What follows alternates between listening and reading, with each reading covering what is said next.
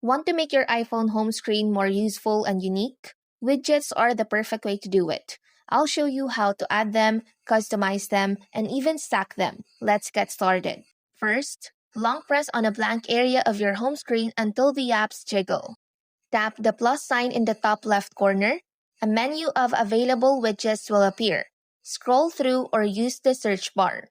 Select a widget, like the weather app. Choose the size you want, small, medium, or large. Tap Add Widget. Drag the widget to where you want it on your home screen and tap Done in the top right corner. To save space, you can create a smart stack, which lets you swipe through multiple widgets in one spot.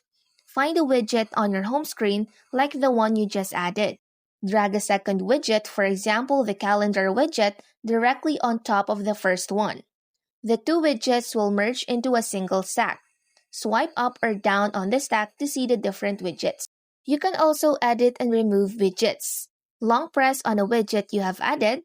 Tap Edit Widget to change its settings, for example location for a weather widget, or tap Remove Widget to take it off your home screen.